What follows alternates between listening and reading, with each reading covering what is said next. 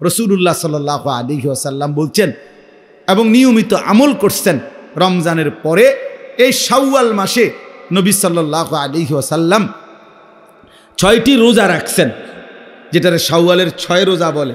আমার শায়েখ আল্লামা মুফতি মুশতাকুন নবী কাসিমি হুজুর এটা বলছে, হুজুরের বয়ানেও, যে এই যে আল্লাহ যে বলছে বান্দা তুমি শুকর আদায় করবা রমজান পেয়ে, তো বান্দা যেন শুকর আদায় করছে প্র্যাকটিক্যাল আরো 6টা রোজা রেখে, যে আল্লাহ আপনি যে আমারে 1 মাস রোজা রাখার তৌফিক দিছেন, এটার শুকর হিসাবে, কৃতজ্ঞতা হিসাবে আমি আরো 6টা রোজা রাখলাম। এই জন্য এই 6টা রোজা যদি কেউ পালন করে এই মাসে, তাহলে তার এই আমলটা হয় যে আল্লাহ যে বলছে আমি রমজান দ্বারা তোমার কাছ থেকে শুকর চাই, এই শুকর আদায় হয়। আচ্ছা, আরেকটা বিষয় হলো হাকিমুল উম্মত মুজাদ্দিদুল মিল্লাত হযরত মাওলানা শাহ আশরাফ আলী থানভী রাহমাতুল্লাহি আলাইহি বলেন, হাদিসের বক্তব্য এটা, আল্লাহ যখন কোনো বান্দার আমল কবুল করে তখন আল্লাহ ওই কবুলের একটা চিহ্ন হইল আল্লাহ ওই আমলটি তাকে পুনরায় করবার তৌফিক দেয়। বুঝেন না কথাটা? এটার দ্বারা প্রমাণ হয় আল্লাহ তার পিছনের আমলটা কবুল করছেন। তো এই জন্য রমজানের 1 মাস রোজা রাখবার পরে কোনো ব্যক্তি যখন পুনরায় আবার এই মাসে 6টা রফল রোজা রাখে, তো বোঝা যায় আল্লাহ তার রোজা পিছনেরটা কবুল করছেন, এই জন্য নতুন রোজা রাখবার তৌফিক দিয়েছেন। এই জন্য এই 6 রোজা অত্যন্ত ফজিলতপূর্ণ রোজা। এই জন্য আমি আজকে এতটুকুই কথাই বলতে চাই।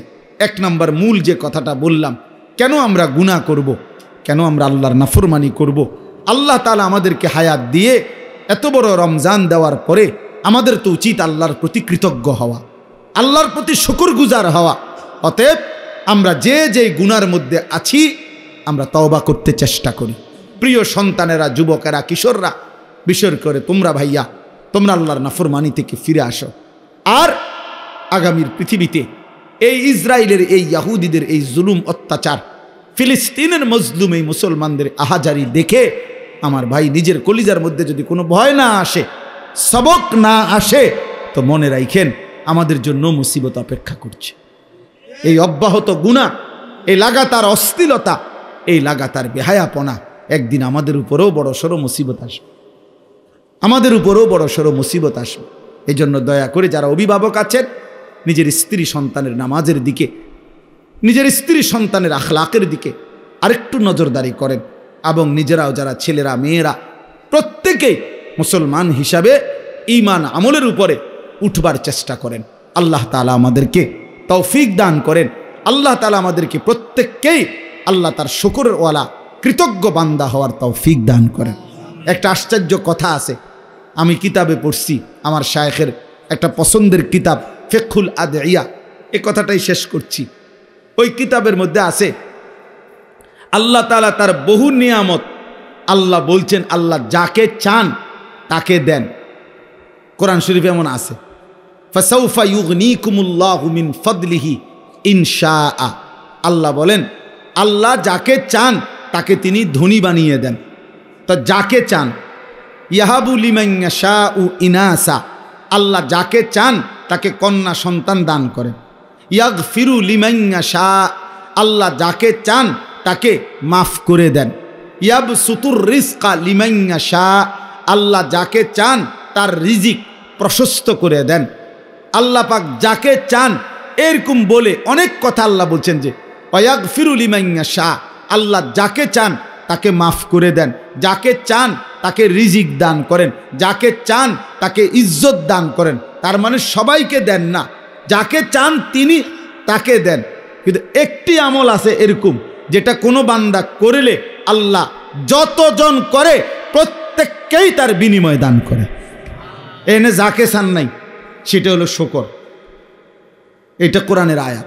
আল্লাহ কোরআনে স্পষ্ট বলছে ওয়াসায়াজিল্লাহু শাকিরিন, আল্লাহ তাআলা প্রত্যেক কৃতজ্ঞ বান্দাকে বিনিময় দিয়ে থাকেন, যাকে চান না, বরং প্রত্যেক কৃতজ্ঞ বান্দাকে আল্লাহ বিনিময় দিয়ে থাকে। এজন্য যে আল্লাহর কৃতজ্ঞতা আদায় করবে আল্লাহ তাকেই বিনিময় দেবেন। এজন্য ইনশাআল্লাহ আমরা প্রত্যেকেই আল্লাহ পাকের কৃতজ্ঞ বান্দা হব। বলেন ইনশাআল্লাহ। আল্লাহ কোরআনে মানুষের 2টা ভাগ বলছে, ইম্মা শাকিরান ওয়া ইম্মা কাফুরা। আল্লাহ বলছে আমার বান্দা হবেই দুই রকম, হয় হবে আমার কৃতজ্ঞ, না হয় আমার অকৃতজ্ঞ। অকৃতজ্ঞ ইম্মা শাকের বা ইম্মা কাফুর, হয়তো শাকের হবে নয়তো কাফুর হবে, অকৃতজ্ঞ হবে। আল্লাহ বলছে শাকের হইলেও পুরস্কার রাখছি, অকৃতজ্ঞ হইলেও শাস্তি বরাদ্দ করে রেখেছি। অতএব আল্লাহ তাআলা যেন আমাদেরকে আল্লাহ পাকের শুকর গুজার কৃতজ্ঞ বান্দা হিসাবে কবুল করে নেয়। আজকের এই জীবনপুর দক্ষিণ পাড়া যুবক ভাইদের এই মাহফিল, আলহামদুলিল্লাহ এই মাহফিলে আমি আগেও আসছি, এই বছরও আসার সুযোগ হয়েছে। আল্লাহ তাআলা এই মাহফিলকে আগামী দিনেও যেন কবুল করে নেন। পবিত্র কোরআনুল কারীমের সূরা বাকারার 185 নম্বর আয়াতের অংশ বিশেষ আমি তেলাওয়াত করেছি, মানে পুরা আয়াতটা না, আয়াতের শেষ অংশ। কোরআনুল কারীমের সূরা বাকারা 183 থেকে 187 নম্বর আয়াত, এই 5টি আয়াতের মধ্যে মহান আল্লাহ পাক রব্বুল আলামিন মাহে রমজান সম্পর্কিত বিস্তারিত আলোচনা করেছেন। রমজানের মাসাইল, রমজানের গুরুত্ব, এই সব কিছু বিষয় আল্লাহ পাক রব্বুল আলামিন এই 5টি আয়াতের মধ্যে বিস্তারিত বলেছেন। তো এই 5টা আয়াতেরই একটা হলো 185 নম্বর আয়াত। এই 185 নম্বর আয়াতের শেষ অংশ আমি পড়েছি। আল্লাহ পাক রব্বুল আলামিন ইরশাদ করেছেন, ইউরিদুল্লাহু বিকুমুল ইউসরা ওয়ালা ইউরিদু বিকুমুল উসরা। দেখেন আইয়ুবী সাহেব হুজুর বয়ান করছেন, এরপরে শ্রোতা আরো কম হইল, তেমন কোনো অসুবিধা নাই। এই জন্য আমার একটা অনুরোধ হলো, ফাঁকা জায়গা পূরণ করে আর একটু কাছাকাছি হয়ে বসে। ছেলেরা বাপ তোমরা একটু কাছাকাছি হয়ে আসো, কম দেখা যাক, অসুবিধা নেই। আমরা এলাকার হুজুর কম হইলে কিচ্ছু হইতো না, তুমি আও, কাছে আও।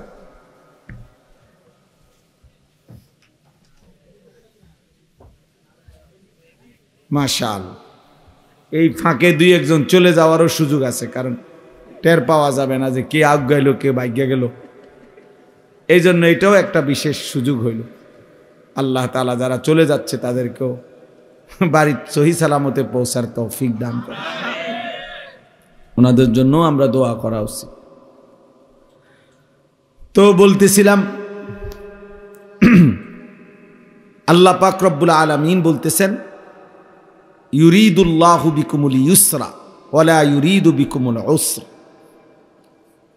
এই মাহে রমজান সম্পর্কে আল্লাহ তাআলা রমজানের বিধানগুলো বলার পরে আল্লাহ তাআলা বলছে, বান্দা আমি এই যে রমজান সম্পর্কিত তোমাদেরকে যে বিধানগুলো দিলাম, এই বিধানের ক্ষেত্রে, সাজাইবার ক্ষেত্রে, এই বিধানগুলো তোমাদেরকে দেওয়ার ক্ষেত্রে আমি আল্লাহ তাআলা সর্বাত্মকভাবে চেয়েছি তোমাদের জন্য সহজ হুকুম।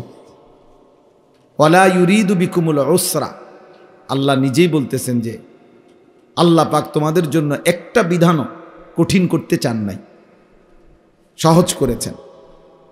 ইউরিদুল্লাহু বিকুমুল ইউসরা, আল্লাহ তোমাদের জন্য সহজটাই ইচ্ছা করেছেন।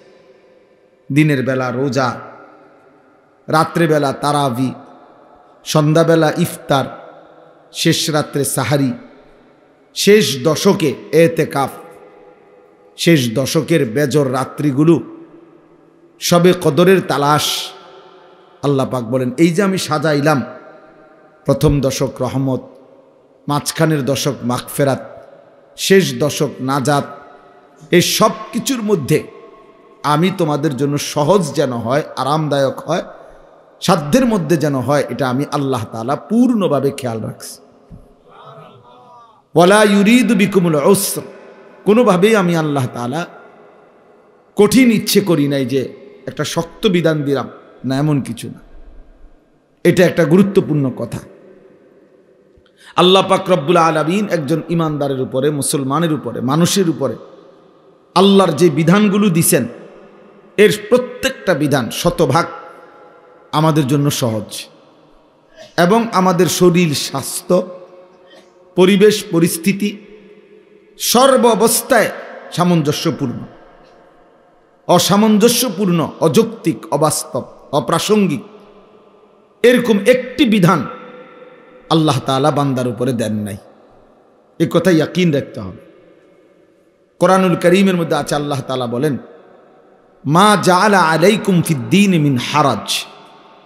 আল্লাহ তাআলা দ্বীনের ব্যাপারে তোমাদের উপরে কোনো মুসিবত, পেরেশানি আল্লাহ তাআলা দেন নাই।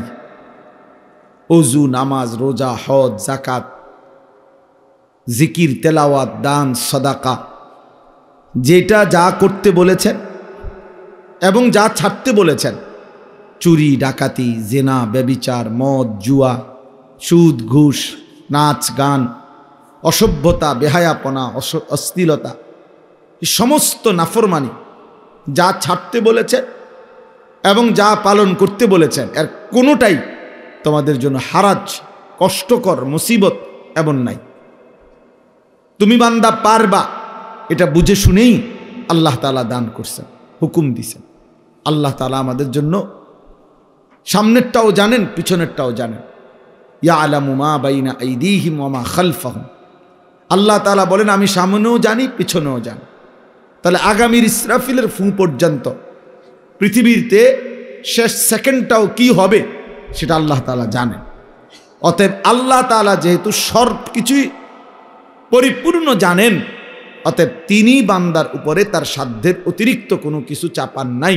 এটাই যৌক্তিক কথা, এটাই সঠিক কথা, এটাই সঠিক কথা। আচ্ছা, কোরআনুল কারীমে আরো আছে, আল্লাহ তাআলা বলেন, ফিতরাতাল্লাহিল্লাতী ফাতারান নাসা আলাইহা। আল্লাহ তাআলা মানুষকে ফিতরাত দিয়েই সৃষ্টি করেছেন। ফিতরাত কি?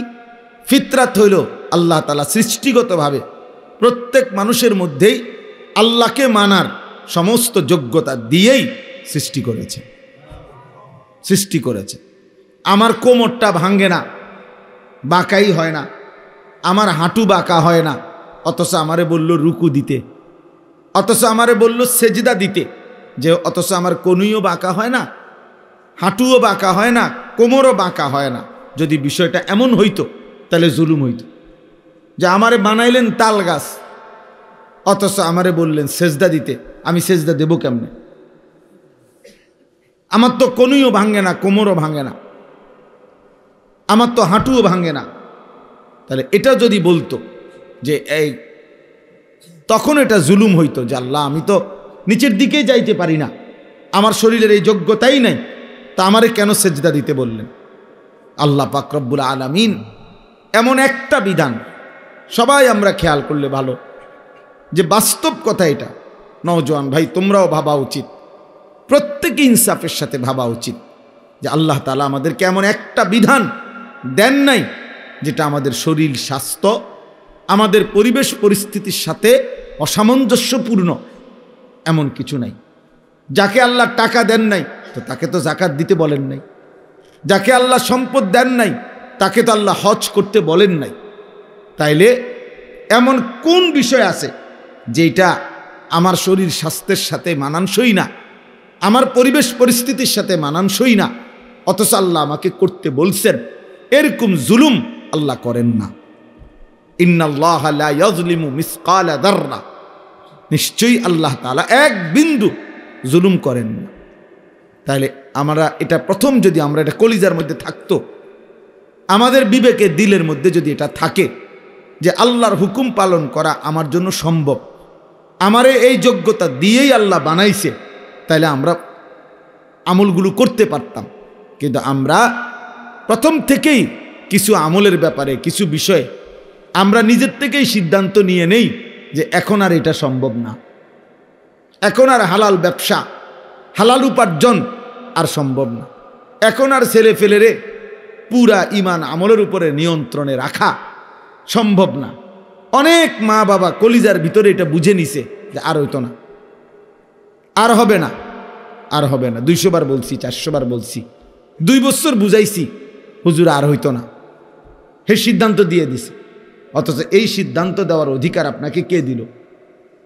এই ফয়সালা করার অধিকার কে দিল? সুদ ছাড়া এখন আর ব্যবসা করা, উপার্জন করা সম্ভব না, এই কথা আপনি যদি বলেন, এ কথা যদি বুঝায় শুন না কেউ বলে, তো সে বেঈমান। সে কাফের বেটা, বেঈমান বেটা, তুমি বেঈমান। কারণ তাইলে তো অবস্থা হবে এই যে আল্লাহ আমাকে এমন একটা জিনিস নিষেধ করেছেন যেটার থেকে মুক্ত থাকা এখন আর সম্ভব না, একটি অসম্ভব বিষয় আমার জন্য আল্লাহ তাআলা বিধান দিলেন। তাইলে এটা আল্লাহ তাআলার উপরে এই কথা জুলুম যে আল্লাহ আমার উপরে অন্যায় একটা বিষয় চাপায় দিলেন, নাউজুবিল্লাহ। তা আল্লাহর ব্যাপারে এমন ধারণা করা, এটা ঈমান আছে এই ব্যক্তির? তাইলে অনেক মানুষ আমাদের সমাজে আমরা এটা মনে করি, 16 বছরের একটা ছেলে যাচ্ছে তাই, যা ইচ্ছা তাই করতেছে, মা বাবা বলতেছে না হুজুর আর হইতো না, হেরে দিয়ে আর হবে না। আশ্চর্য কথা, কি হবে না হেরে দিয়ে? মানে নামাজ রোজা হবে না, কিন্তু উনি অথচ এই নাফরমানের জন্যই তার জন্য ঘর করা, বাড়ি করা, তার জন্য জমি কিনা, তারে বিদেশ পাঠানোর চেষ্টা করা, তার লাইগা 12 লক্ষ টাকা কিস্তিতে নেয়, সুদে নেয়, যেমনে পারে বিদেশের টাকা ব্যবস্থা করা, এই নাফরমানের জন্য উনি সব করতেছে। এগুলো সব হবে হেতেরে দিয়া, শুধু আর নামাজ হইতো না। উনি এটা ফয়সালা দিয়ে দিচ্ছে, উনি এটা বুঝে নিছে যে হুজুর কামাই রোজগারি হইব তারে দিয়া, কিন্তু নামাজ আর হইতো না তারে দিয়া।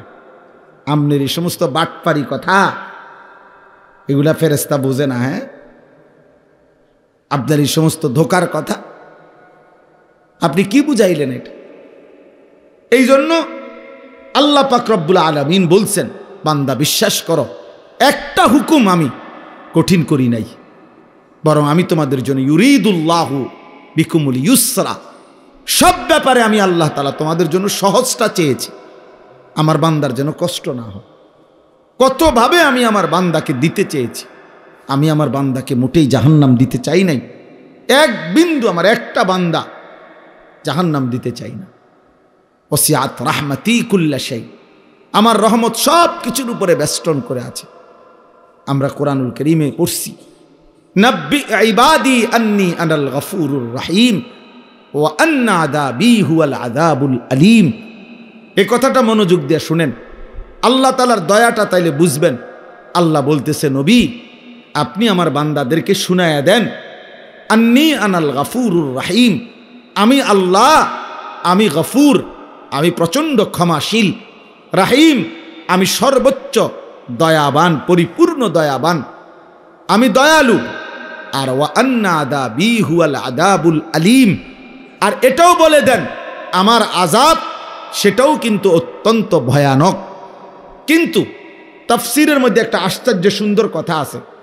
কথাটা হলো এই যে এই দুইখানে আল্লাহ বলছেন আমি গফুরুর রাহিম, আমি ক্ষমাশীল, আবার বলছেন আমার আযাবও ভয়ানক। কিন্তু দুইটার মধ্যে একটা পার্থক্য চিন্তা করেন। মুফাসসিরিনে কেরাম বলে যে আল্লাহ তাআলা বান্দাকে মাফ করবার ক্ষেত্রে নিজেই স্বয়ং গফুরুর রাহিম, তাহলে মাগফিরাত, বান্দাকে মাফ করা, এটা আল্লাহর সত্তার মধ্যে আছে, আল্লাহর অস্তিত্বের মধ্যেই মাগফিরাত আছে, তিনি গফুর। কিন্তু আযাব তাকে যদি দিতে চান, এটা আল্লাহর অস্তিত্বের মধ্যে না, এটা আল্লাহর সত্তার মধ্যে না, এটা আল্লাহর স্টকের মধ্যে। মানে আযাব এটা আল্লাহ তাআলার স্টকে আছে, জাহান্নামে হোক, যেখানে আল্লাহ তাআলা সংরক্ষণ করছেন আযাবের বিষয়গুলো, তো সেটা ওইখানে আছে। তাহলে আযাব আল্লাহর স্টকে, আর মাগফিরাত আল্লাহর সত্তার মধ্যে। এই জন্য যেটা আল্লাহর সত্তার মধ্যে, তো আযাব দিতে চাইলে, বান্দাকে শাস্তি দিতে চাইলে, মনে করেন ওইখান থেকে লাঠি নিতে নিতে যদি বান্দা মাফ চায়, তো লাঠি তো নিয়া মারবে, আর মাফ করতে হলে তো সত্তার মধ্যেই আছে, তৎক্ষণাৎ মাফ করে দিবে। এই জন্য মাগফিরাত আগে, মাগফিরাত আগে চলে, আযাব পরে। আযাব তো ওইখান থেকে লইতে হইব, তারপরে মারতে হবে, শাস্তি দিতে হবে, আর মাগফিরাত তো সঙ্গেই আছে, মাগফিরাত তো সঙ্গেই আছে। এই জন্য আল্লাহ তাআলা তার বান্দার উপরে কঠিন কিছু দেন নাই। আল্লাহ তাআলা সর্বোচ্চ বান্দার জন্য দয়া করেছেন, দয়া করেছেন। আমাদেরকে আল্লাহ তাআলা যে বিধানগুলো দিয়েছেন এর কোনোটাই কঠিন না। আদ-দীনু ইউসরুন, নবী সাল্লাল্লাহু আলাইহি ওয়াসাল্লাম বলেন দিন সহজ। আল্লাহ কোরআনে বলছেন ওয়ালাকাদ ইয়াসসারনাল কোরআনা লিযিকর, আমি বান্দা কোরআনুল কারীমকে শিখার জন্য, বুঝার জন্য আমি সহজ করে দিয়েছি। ফাহাল মিম মুদ্দাকির, কে আছো এর থেকে উপদেশ গ্রহণ করবে? তাইলে প্রিয় ভাই আমার, বাপ আমার, ইনসাফের সাথে আপনারা, আমি কিংবা আপনি, যে বা যারা আমরা প্রতিনিয়ত আল্লাহর নাফরমানি করতেছি, আল্লাহর হুকুমের বিরুদ্ধাচরণ করছি, কেন বলেন? কেন?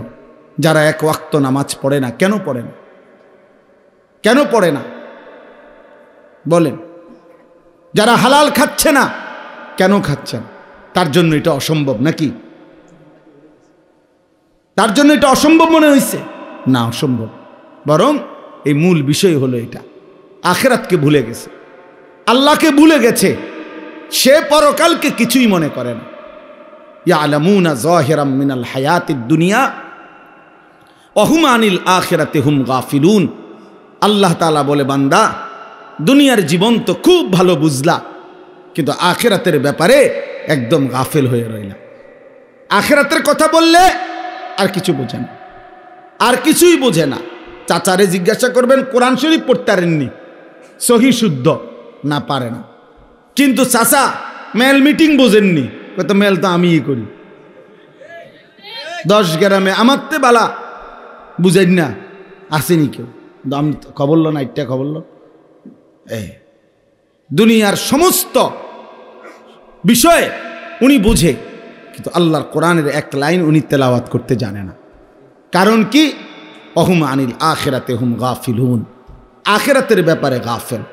ছেলেটার সব বুঝে, ছেলেটার জামা লাগবে, কাপড় লাগবে, ছেলেটার চাকরি লাগবে, ছেলেটার একটা ঘর লাগবে, ছেলেটার জন্য বিদেশে যাওয়া লাগবে, ছেলেটার রোজগার লাগবে, সব কিছু বুঝে, কিন্তু ছেলেটার যে নামাজ পড়ানো দরকার এটা উনি বুঝেন। কারণ এটা যে আখিরাত, এটা যে আখিরাত, এটা যে পরকাল। তাইলে বাস্তবতা হইল, ইনসাফের কথা হইল, আল্লাহ কিন্তু এটা বলছে, বান্দা আমি কঠিন করি নাই, আমি সহজ করেছিলাম, কিন্তু তুমি গুরুত্ব দিলা না, তুমি গুরুত্ব দিলা না, পাত্তা দিলা না।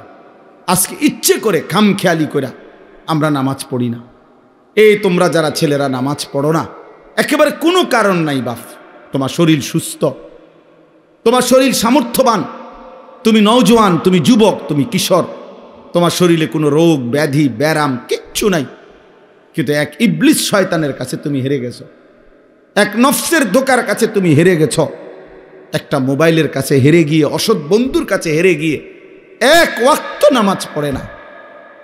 আমি বারবার, আমার সবচেয়ে বেশি কষ্ট লাগে এই কথাটা ভাবলে, যে খোদার 30 দিন, একটা মাস পূর্ণ, একটা রমজান যার উপর দিয়া গেল, রমজানের রোজাগুলো রাখলো, তারাবি পড়লো, এত বড় শ্রেষ্ঠতম রমজান, রহমত মাগফিরাত নাজাতের মাস, আল্লাহ তাআলা জান্নাতের দরজা খুলে রাখছেন, জাহান্নামের দরজা বন্ধ করে দিছিলেন, শয়তানগুলোকে বন্দি করে রাখছিলেন।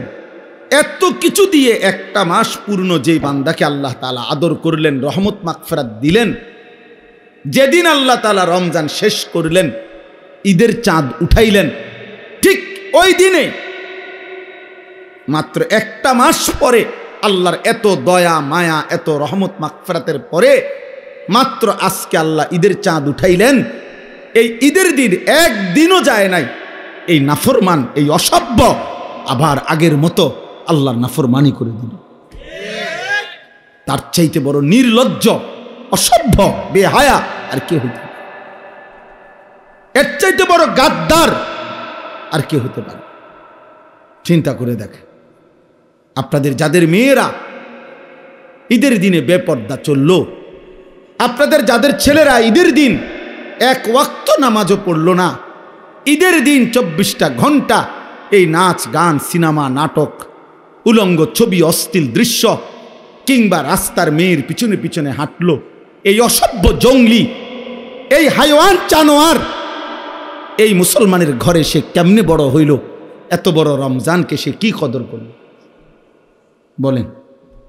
রমজান তাকে কি দিল? তাইলে এই নাফরমান কিসের রোজা রাখলো? এই নাফরমান কিসের তারাবি পড়লো? আহা, একটা মাস ওষুধ খাওয়ার পরে এটা বুঝি আজকে বন্ধ করে, এটা বুঝি একদিনও চলবে না ওষুধের মেয়াদ, ওষুধের টেম্পার একদিনও যাবে না। আফসুসের বিষয়, বহুতই আফসুসের বিষয়।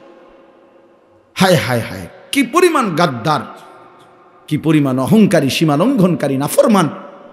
যে আল্লাহ তাআলা বলল, বান্দা আমি একটা মাস তোরে রহমত দিলাম, মাগফিরাত দিলাম, নাজাত দিলাম, সবে কদরের মতো শ্রেষ্ঠতম রাত্রি দিলাম, ইতিকাফ দিলাম, ইফতার, তারাবি, সাহারি সব কিছুতে নেকি দিছি।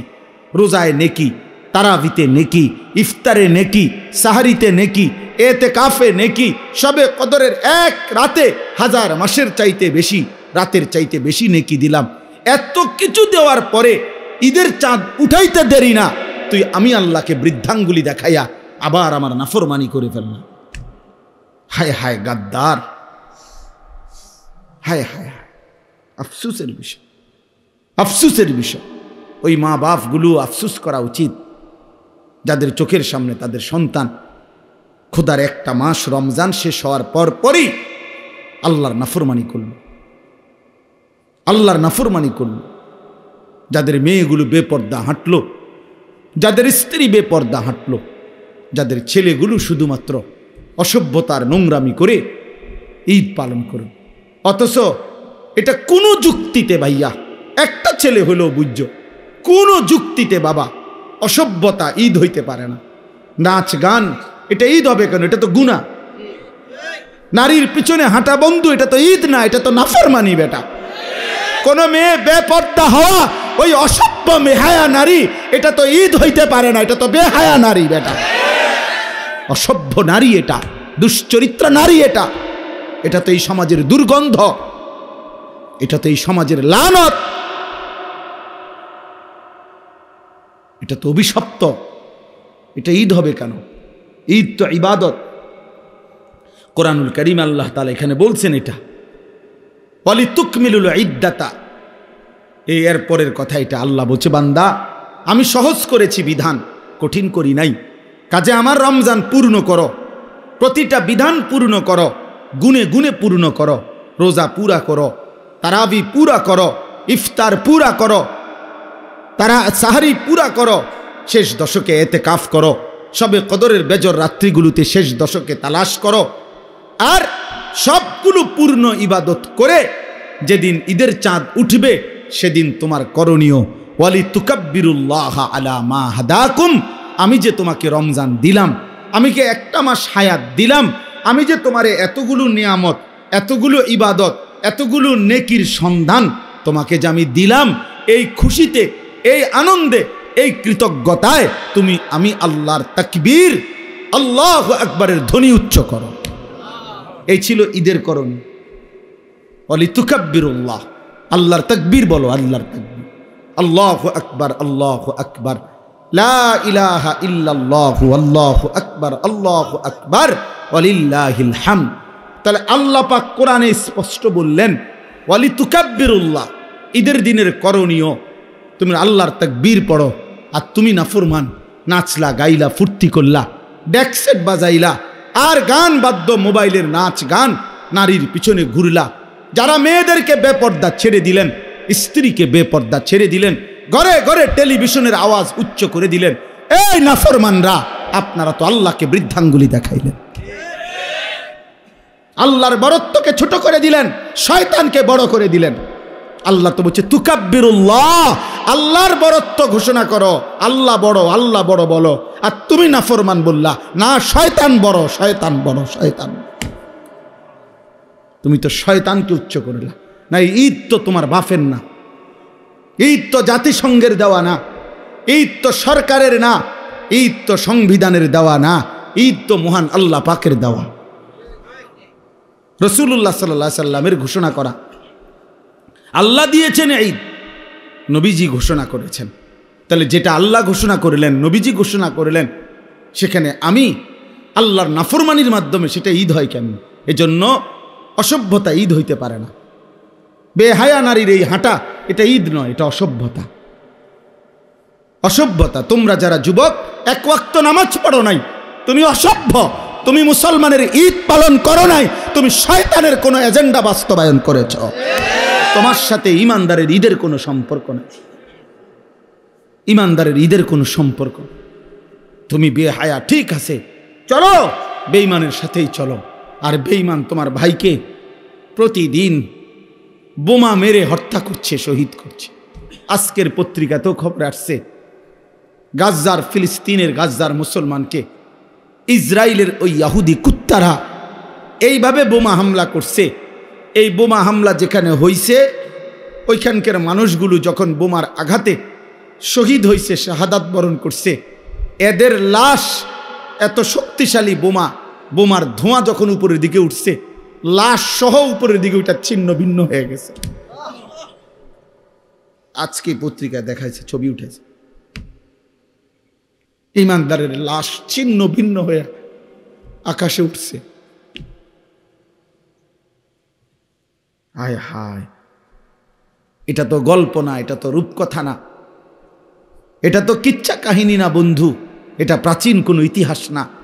এটা এই মুহূর্তে পৃথিবীতে, এই মুহূর্তে পৃথিবীতে আমার ইমানদার ভাইদের উপরে, মুসলমানের উপরে এই জুলুম করছে ইহুদি ওই কুত্তারা। পৃথিবীর কোনো ভদ্রতা যেই বেঈমানদের কাছে নাই, কোনো আখলাক বলতে নাই, কোনো সভ্যতা যাদের কাছে নাই, সেই ইউরোপ, আমেরিকার, এরা মুখ বন্ধ করে আছে। আমেরিকার প্রত্যক্ষ সহযোগিতায়, সরাসরি মদদে ইসরায়েলের কুত্তারা এই জুলুম করছে। অথচ সেই বেঈমানের আচরণ, প্রিয় ছেলেরা, আমার প্রিয় বাবা বোনদেরকে বইল, সেই বেঈমানদের আচরণ, চলা ফেরা, চুল, লেবাস, পোশাক যদি তোমার পছন্দ হয়, তুমি যদি একদিকে তোমার মজলুম মুসলমান কিভাবে লাশ ছিন্ন ভিন্ন করে দিচ্ছে, আর তখনও তুমি মোবাইলে নাড়িয়ে দেখো, ছবিয়ে দেখো, উলঙ্গ দৃশ্য দেখো, ছি বেটা, তোর লানত তোর এই জিন্দিগির উপরে, লানত তোর উপরে বেটা, লানত তোর উপরে, আল্লাহর লানত তোর উপরে বেটা, লানত পড়ুক তোর উপরে বেটা। তোর বিবেকের মধ্যে যদি এতটুকু অনুভূতিও না জাগে বেটা, তোমরা শোনো নাই কেউ, কেমনে পারো তোমরা নামাজ ছাড়া থাকতে? কেমনে সম্ভব? কি পরিমাণ অভিশপ্ত আমাদের জিন্দিগি হয়ে গেছে। মনে হয় যেন বিষয়টা এমন যে পাশের ঘরের আমার মুসলমান জন পাশের ঘরের এগরে জ্বালাইয়া ফেলতেছে, হত্যা করতেছে, আর এই পাশে হে মোবাইল টিপে। হের যদি জিজ্ঞান কিরে বেটা, বলবে যে আমারও তো মারছে না, আমারও তো মারছে না, এটা ফিলিস্তিনে না, এটা তো বাংলাদেশে না, আরে এটা তো আমরা ঢাকা না, এটা কুমিল্লা না, তো এটা কুমিল্লা শহর না, এটা দেবিদ্বারে না, এটা আমগো গ্রামে না, তো আমারও তো আর মারছে না, আমারও তো মারছে না।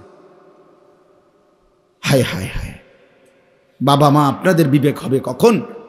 সন্তান তোমাদের বিবেক হবে কখন? আরে মিয়া, আর কিছু করতে না পারি, চোখের পানিটা তো ফেলতে পারতাম, আল্লাহর কাছে বলতে তো পারতাম যে আল্লাহ, মজলুম আর কতদিন কাঁদবে,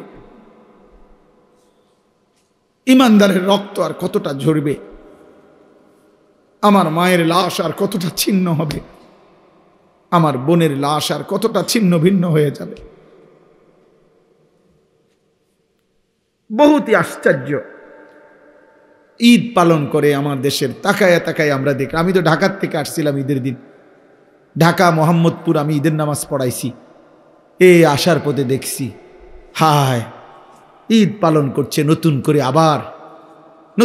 আবারও গান, বাদ্য, ঢোল, তবলা, একেবারে পহেলা বৈশাখের মঙ্গল শোভাযাত্রার মতো সম্পূর্ণ মুশরিকের সংস্কৃতিকে ইসলামের এই পবিত্র ঈদের মধ্যে চালায়া দেওয়ার নতুন ষড়যন্ত্র আবার এবার শুরু করা হয়েছে। আবার এবার ঈদের দিনে, এতদিন দেখতাম পহেলা বৈশাখকে কেন্দ্র করে ঢোল, তবলা, এই হই হুল্লুর হইতো।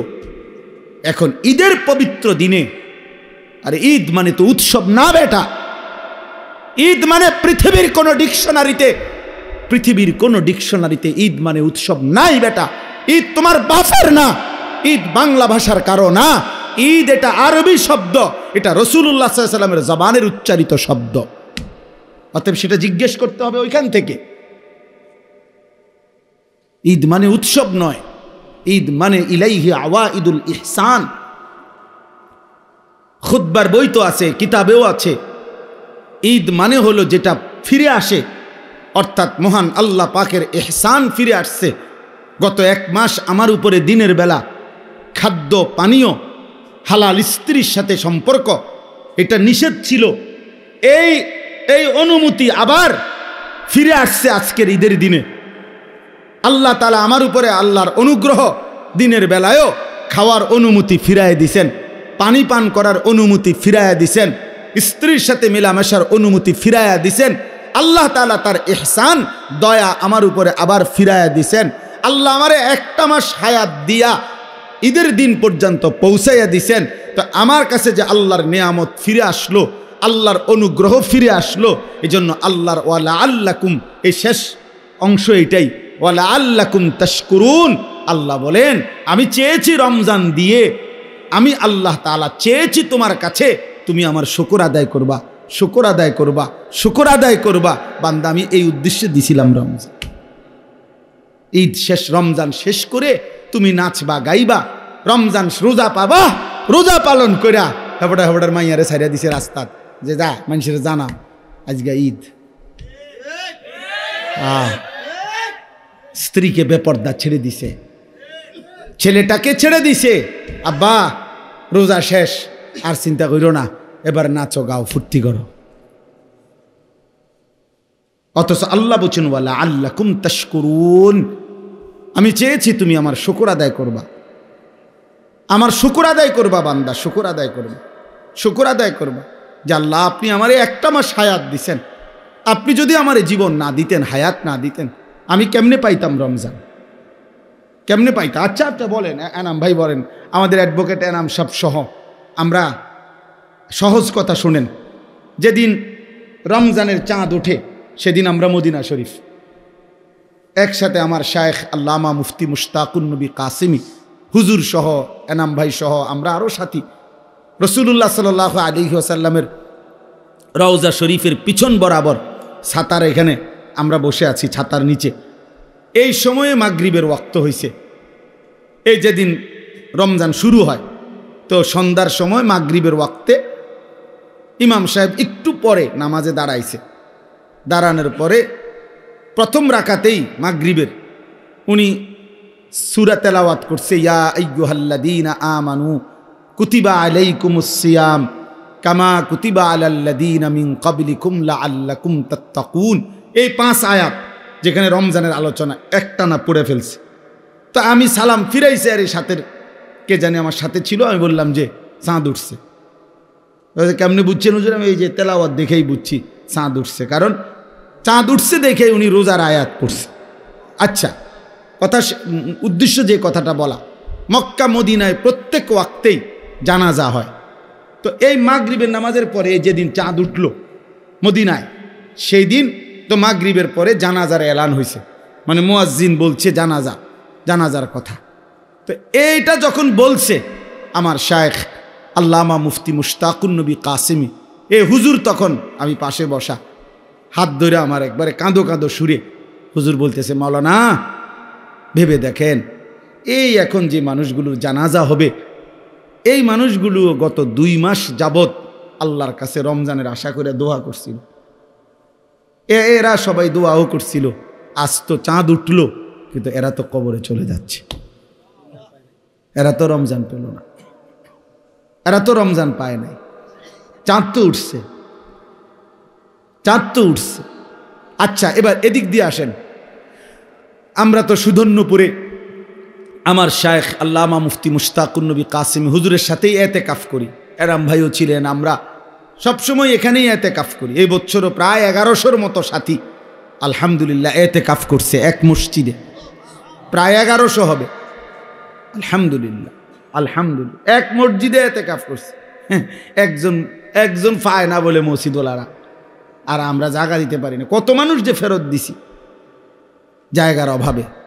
তো যাই হোক, তো শেষ দিন যেদিন চাঁদ, ঈদের চাঁদ উঠবে, মানে রমজান শেষ হবে, গত বছর একজন চাচা এই মাদ্রাসার পাশেই বাড়ি, উনি গত বছর আমাদের সাথে এতেকাফ করছিল, এই বছর অসুস্থতার কারণে এতেকাফ করে নাই। এই শেষ যেদিন চাঁদ উঠবে ওই দিন আসরের নামাজের পরে ওই চাচা ইন্তেকাল করছে।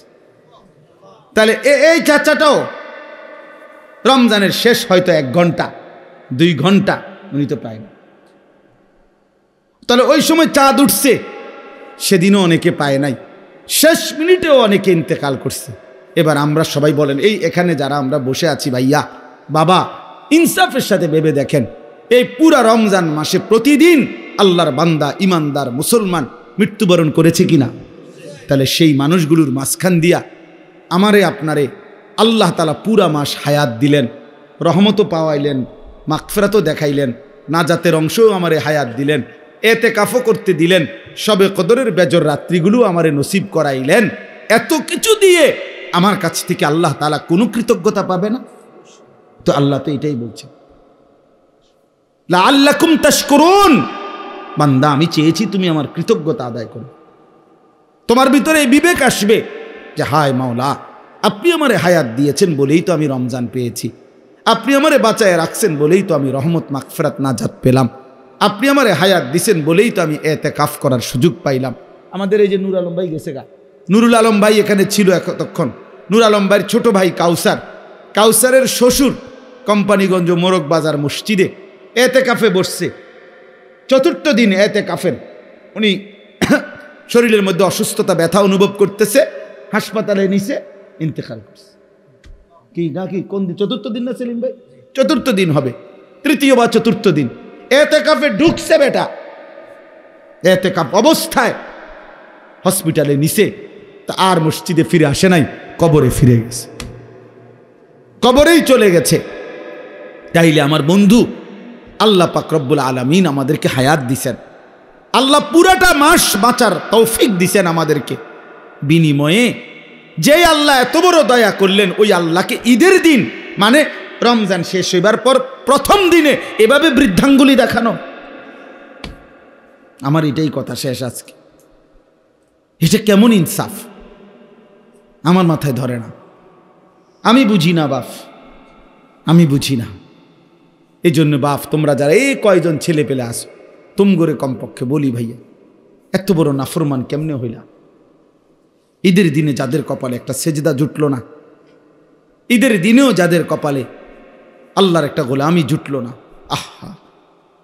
তোমরা 16 বছর 18 বছরের ছেলেটা রোজা তো রাখছিল, তাহলে তোমার রোজা তোমার উপরে কি প্রভাব ফেললো? তোমার তারাবি তোমার উপরে কি প্রভাব ফেললো? কি প্রভাব ফেললো? এই জন্য ইনসাফের সাথে এইটাই আজকের বক্তব্য। আল্লাহ তাআলা বলছেন এটা, ওয়ালিতুকাব্বিরুল্লাহ আলা মা হাদাকুম, রমজান পরবর্তী ঈদের দিন আমার তাকবীর বলো, আর ওয়ালাআল্লাকুম তাশকুরুন, পুরাটা জিন্দেগি আমার শুকর আদায় করতে থাকো, কারণ আমি তোমাকে দয়া করেছি, আমি তোমাকে রহম করেছি, আমি তোমাকে ইহসান করেছি। এজন্য কৃতজ্ঞতা, কৃতজ্ঞতা আল্লাহর প্রতি কৃতজ্ঞ হওয়া, এটা রমজানের শিক্ষা। রমজানের কি শিক্ষা? আচ্ছা, এই জন্য রাসূলুল্লাহ সাল্লাল্লাহু আলাইহি ওয়াসাল্লাম বলছেন এবং নিয়মিত আমল করছেন, রমজানের পরে এই শাওয়াল মাসে নবী সাল্লাল্লাহু আলাইহি ওয়াসাল্লাম 6টি রোজা রাখছেন, যেটারে শাওয়ালের 6 রোজা বলে। আমার শায়েখ আল্লামা মুফতি মুশতাকুন নবী কাসিমি হুজুর এটা বলছে, হুজুরের বয়ানেও, যে এই যে আল্লাহ যে বলছে বান্দা তুমি শুকর আদায় করবা রমজান পেয়ে, তো বান্দা যেন শুকর আদায় করছে প্র্যাকটিক্যাল আরো 6টা রোজা রেখে, যে আল্লাহ আপনি যে আমারে 1 মাস রোজা রাখার তৌফিক দিছেন, এটার শুকর হিসাবে, কৃতজ্ঞতা হিসাবে আমি আরো 6টা রোজা রাখলাম। এই জন্য এই 6টা রোজা যদি কেউ পালন করে এই মাসে, তাহলে তার এই আমলটা হয় যে আল্লাহ যে বলছে আমি রমজান দ্বারা তোমার কাছ থেকে শুকর চাই, এই শুকর আদায় হয়। আচ্ছা, আরেকটা বিষয় হলো, হাকিমুল উম্মত মুজাদ্দিদুল মিল্লাত হযরত মাওলানা শাহ আশরাফ আলী থানভী রাহমাতুল্লাহি আলাইহি বলেন, হাদিসের বক্তব্য এটা, আল্লাহ যখন কোনো বান্দার আমল কবুল করে, তখন আল্লাহ ওই কবুলের একটা চিহ্ন হইল, আল্লাহ ওই আমলটি তাকে পুনরায় করবার তৌফিক দেয়। বুঝেন না কথাটা? এটার দ্বারা প্রমাণ হয় আল্লাহ তার পিছনের আমলটা কবুল করছেন। তো এই জন্য রমজানের 1 মাস রোজা রাখবার পরে কোনো ব্যক্তি যখন পুনরায় আবার এই মাসে 6টা রফল রোজা রাখে, তো বোঝা যায় আল্লাহ তার রোজা পিছনেরটা কবুল করছেন এই জন্য নতুন রোজা রাখবার তৌফিক দিয়েছেন। এই জন্য এই 6 রোজা অত্যন্ত ফজিলতপূর্ণ রোজা। এই জন্য আমি আজকে এতটুকুই কথাই বলতে চাই। 1 নম্বর মূল যে কথাটা বললাম, কেন আমরা গুনাহ করব, কেন আমরা আল্লাহর নাফরমানি করব। আল্লাহ তাআলা আমাদেরকে হায়াত দিয়ে এত বড় রমজান দেওয়ার পরে আমাদের তো উচিত আল্লাহর প্রতি কৃতজ্ঞ হওয়া, আল্লাহর প্রতি শুকরগুজার হওয়া। অতএব আমরা যে যে গুনার মধ্যে আছি আমরা তওবা করতে চেষ্টা করি। প্রিয় সন্তানেরা, যুবকেরা, কিশোররা, বিশেষ করে তোমরা ভাইয়া, তোমরা আল্লাহর নাফরমানি থেকে ফিরে আসো। আর আগামীর পৃথিবীতে এই ইসরায়েলের, এই ইহুদিদের এই জুলুম অত্যাচার, ফিলিস্তিনের মজলুম এই মুসলমানদের আহাজারি দেখে আমার ভাই নিজের কলিজার মধ্যে যদি কোনো ভয় না আসে, সবক না আসে, তো মনে রাখেন আমাদের জন্য মুসিবত অপেক্ষা করছে। এই অব্যাহত গুনাহ, এই লাগাতার অশ্লীলতা, এই লাগাতার বেহায়াপনা একদিন আমাদের উপরেও বড়সড় মুসিবত আসবে, আমাদের উপরেও বড়সড় মুসিবত আসবে। এই জন্য দয়া করে যারা অভিভাবক আছেন, নিজের স্ত্রী সন্তানের নামাজের দিকে, নিজের স্ত্রী সন্তানের আখলাকের দিকে আরেকটু নজরদারি করেন। এবং নিজেরাও যারা ছেলেরা, মেয়েরা, প্রত্যেকেই মুসলমান হিসাবে ঈমান আমলের উপরে উঠবার চেষ্টা করেন। আল্লাহ তাআলা আমাদেরকে তৌফিক দান করেন। আল্লাহ তাআলা আমাদেরকে প্রত্যেককেই আল্লাহ তার শুকরওয়ালা কৃতজ্ঞ বান্দা হওয়ার তৌফিক দান করেন। একটা আশ্চর্য কথা আছে, আমি কিতাবে পড়ছি, আমার শায়েখের একটা পছন্দের কিতাব ফিকহুল আদইয়া, এই কথাটাই শেষ করছি। ওই কিতাবের মধ্যে আছে আল্লাহ তাআলা তার বহু নিয়ামত, আল্লাহ বলছেন আল্লাহ যাকে চান তাকে দেন। কোরআন শরীফে এমন আছে, ফাসাউফা ইউগনিকুমুল্লাহু মিন ফাদলিহি ইনশাআ। আল্লাহ বলেন আল্লাহ যাকে চান তাকে তিনি ধনী বানিয়ে দেন। তো যাকে চান, ইয়াহাবু লিমান ইয়াশাউ ইনাসা, আল্লাহ যাকে চান তাকে কন্যা সন্তান দান করেন। ইয়াগফিরু লিমান ইয়াশা, আল্লাহ যাকে চান তাকে মাফ করে দেন। ইয়াবসুতুর রিজকা লিমান ইয়াশা, আল্লাহ যাকে চান তার রিজিক প্রশস্ত করে দেন। আল্লাহ পাক যাকে চান, এরকম বলে অনেক কথা আল্লাহ বলছেন যে ওয়াগফিরু লিমান ইয়াশা, আল্লাহ যাকে চান তাকে মাফ করে দেন, যাকে চান তাকে রিজিক দান করেন, যাকে চান তাকে ইজ্জত দান করেন। তার মানে সবাইকে দেন না, যাকে চান তিনি তাকে দেন। কিন্তু একটি আমল আছে এরকম, যেটা কোনো বান্দা করলে আল্লাহ যতজন করে প্রত্যেককেই তার বিনিময় দান করে। এনে যাকে চান নাই, সেটা হলো শুকর। এটা কোরআনের আয়াত। আল্লাহ কোরআনে স্পষ্ট বলছে ওয়াসায়াজিল্লাহু শাকিরিন, আল্লাহ তাআলা প্রত্যেক কৃতজ্ঞ বান্দাকে বিনিময় দিয়ে থাকেন, যাকে চান না, বরং প্রত্যেক কৃতজ্ঞ বান্দাকেই আল্লাহ বিনিময় দিয়ে থাকে। এজন্য যে আল্লাহর কৃতজ্ঞতা আদায় করবে আল্লাহ তাকেই বিনিময় দেবেন। এজন্য ইনশাআল্লাহ আমরা প্রত্যেকে আল্লাহ পাকের কৃতজ্ঞ বান্দা হব। বলেন ইনশাআল্লাহ। আল্লাহ কোরআনে মানুষের 2টা ভাগ বলছে, ইম্মা শাকিরান ওয়া ইম্মা কাফুরা। আল্লাহ বলছে আমার বান্দা হবেই 2 রকম, হয় হবে আমার কৃতজ্ঞ, না হয় আমার অকৃতজ্ঞ। অকৃতজ্ঞ ইম্মা শাকির বা ইম্মা কাফুর, হয়তো শাকির হবে নয়তো কাফুর হবে, অকৃতজ্ঞ হবে। আল্লাহ বলছে শাকির হইলেও পুরস্কার রাখছি, অকৃতজ্ঞ হইলেও শাস্তি বরাদ্দ করে রেখেছি। অতএব আল্লাহ তাআলা যেন আমাদেরকে আল্লাহ পাকের শুকরগুজার কৃতজ্ঞ বান্দা হিসাবে কবুল করে নেয়। আজকের এই জীবনপুর দক্ষিণ পাড়া যুবক ভাইদের এই মাহফিল, আলহামদুলিল্লাহ এই মাহফিলে আমি আগেও আসছি, এই বছরও আসার সুযোগ হয়েছে। আল্লাহ তাআলা এই মাহফিলকে আগামী দিনেও যেন কবুল করে নেন।